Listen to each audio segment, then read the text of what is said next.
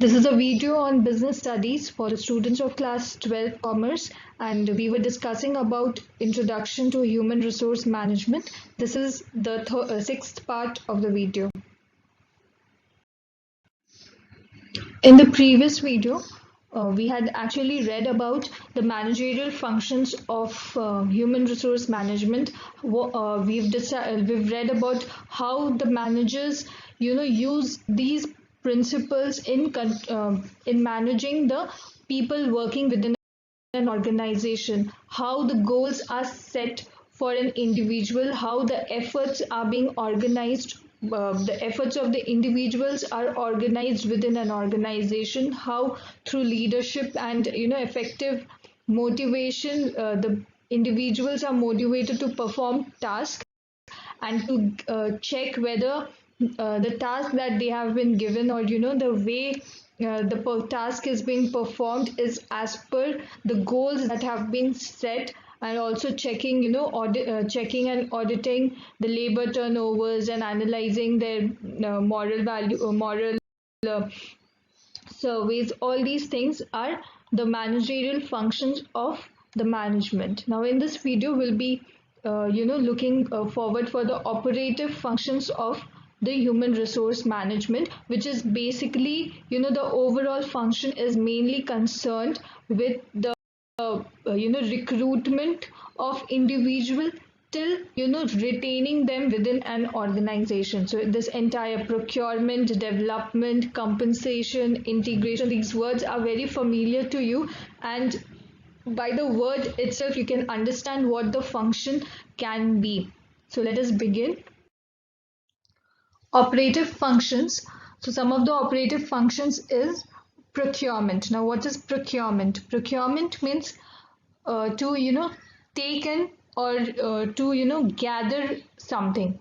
Now under the procurement function, or you can procurement operative function, first is your job analysis. Now what is job analysis?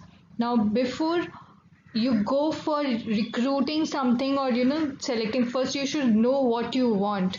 So job analysis is basically you are analyzing the job that is to be done within an organization. Before seeing what kind of people you want for the organization, you need to see that individual will be doing what job in the organization. So job analysis is basically the job description, the kind of work that has to be done.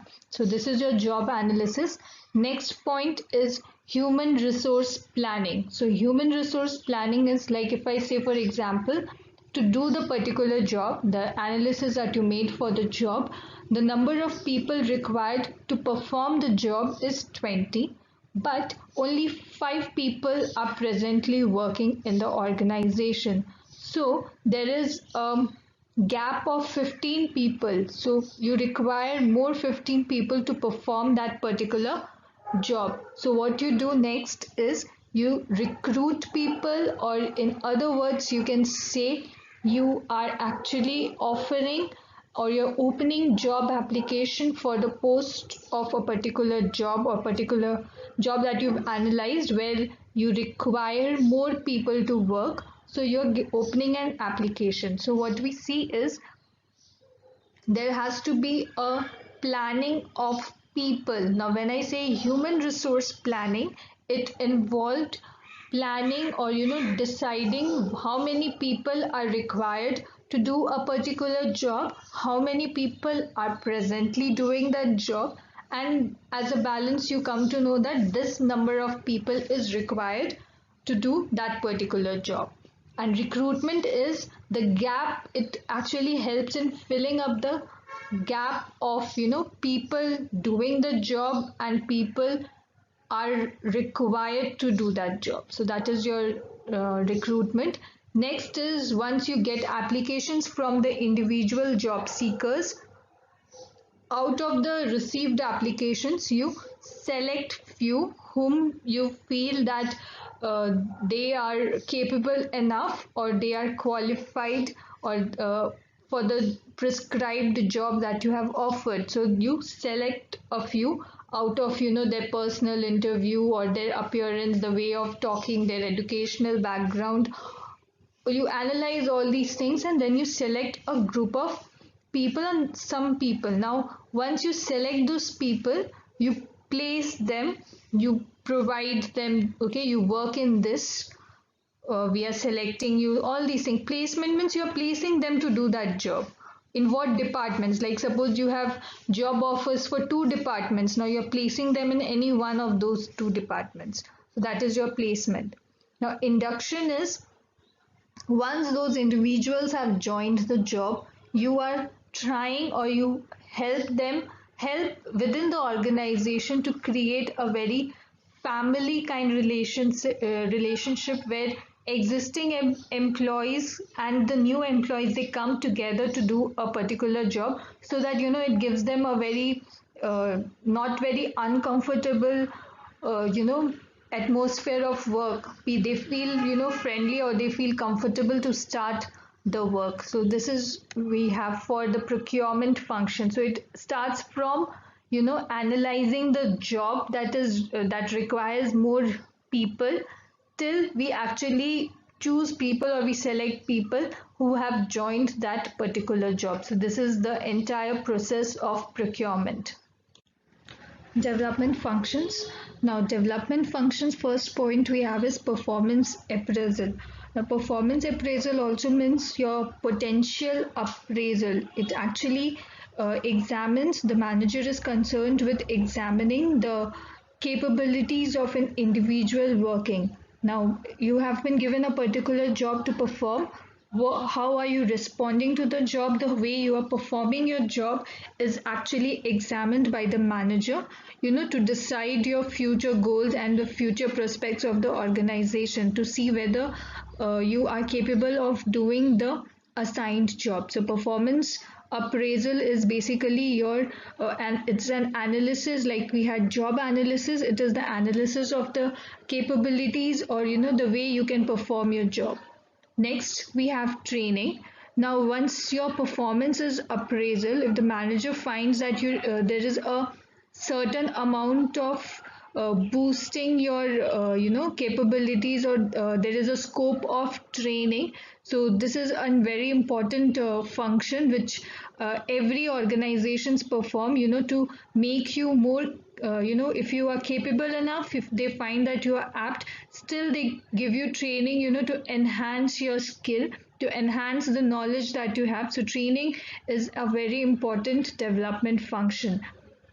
Next, we have executive development. Now this is mainly concerned with the managers. Now the managers are required to execute the the policies, the any new ideas that have been given by the top level manager. So they are the ones who are supposed to execute the policies of the top level management. So executive development is mainly concerned with the development of the managers, how capable they are enough to get the work done of the top level managers, top level management. So how to get the work executed is the work of the manager. So it is actually development of their leadership skills, development of their skill of getting things done by from their subordinates. So executive development is very important.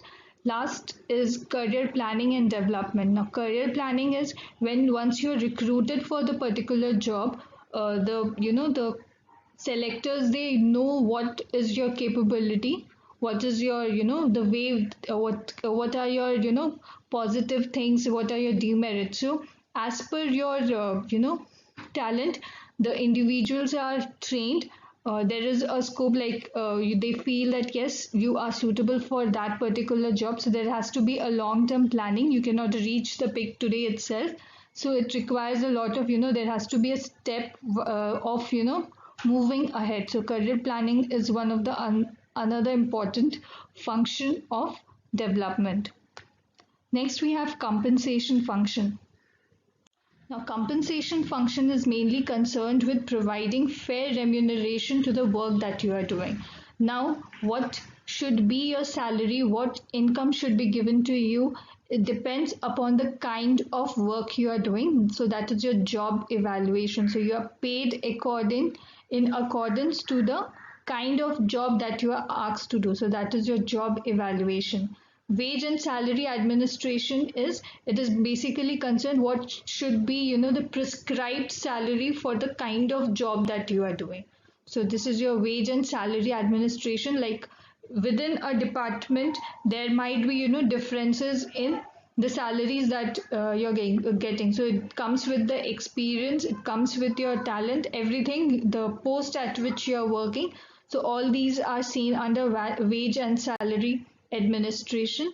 The last point is bonus. So you are any individual working in an organization are given bonus under the Payment of Bonus Act 1965, and according to your commitment, according to the mode of your work, according to your dedication of work, the employers usually provide some preemptive incentives also to the workers working within an organization. So this is all we have from the compensation function. Next point is integration function. Integration function basically means, if I say in a few words, it is integrating the goals of the organization and goals of the individual working in the organization. The goals of the organization is to earn profit, and the goals of the individual working will be, to upliftment of his position, better opportunities, more salary. So if the company is growing, ultimately it is the individuals also who are working within an organization. So how the managers, or you can say the human resource management, is integrating or bringing together the efforts, or you can say the goals of the company along with the goals of the individual working within an organization. So that is your integration function.